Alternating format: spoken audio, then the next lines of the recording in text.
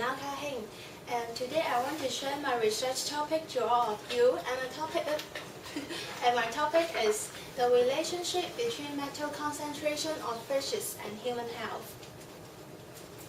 Firstly, I will give an introduction to all of you, and the main part of my presentation is a review.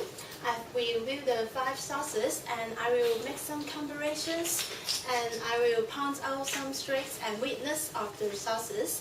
Finally, I will talk the conclusion, and I will talk about my present study. And it is very delicious, right? It is sushi and sashimi. We all know that fish are beneficial to us, and fish are rich in protein, omega-3. However, fish may contain some harmful substances, such as heavy metals. Do you know where is the main source of heavy metal in fish pond or marine?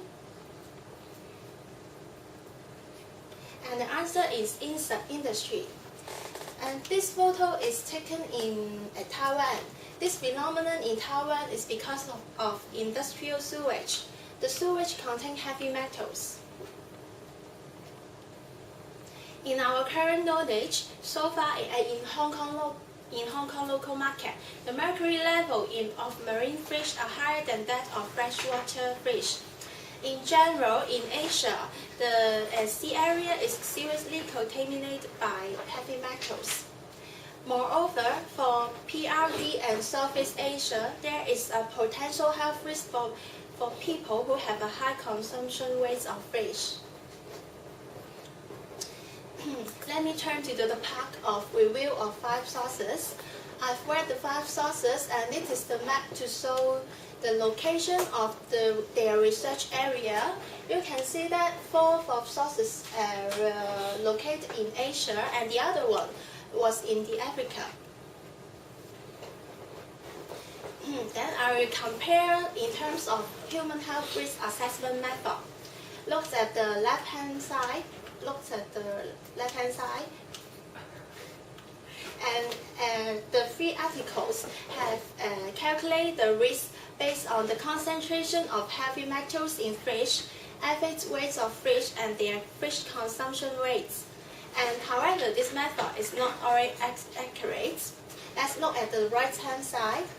2 articles have used another method. It is EL, CL, and HQ equations. It is a very good equation because it gives a comprehensive information about the human health risk, and it also can estimate the carcinogenic and non-carcinogenic risk. Although the variation may be significantly different, overall this method is better, so I will use this method in my study. Let's compare the numbers of heavy metal and species they have studied. This graph shows that you can see that the first article and the last article study freshwater. However, from the graph you can see that they have studied relatively smaller numbers of heavy metal and fish species than marine fish. So I will study more heavy metals and fish species in freshwater. Control experiments is very important. However, I found that 4 of the study did not do their control experiments. The control experiment means that they compare their samples with non-contaminated fish. So I think this is very important for my study. So I will do the control experiments. How about the analysis technique? Both of them use ICP-MS. ICP-MS is an accurate technique because it can measure the ppm units.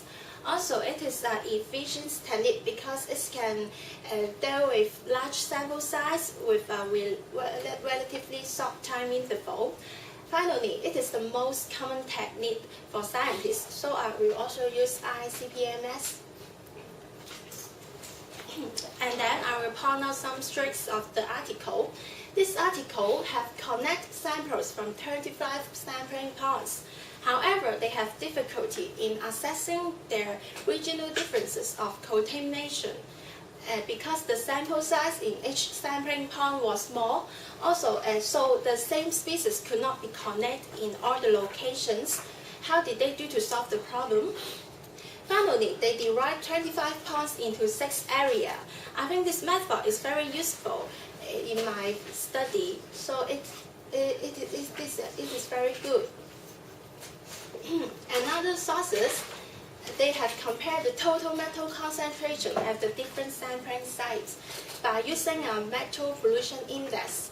It is a very good index because it can clearly and objectively reflect the series of pollution. So I will also use this index in my studies.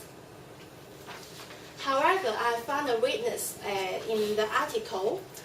This article have determined the freshwater fish in the fish pond from 5 cities within PRD, and some cities in PRD were not being investigated.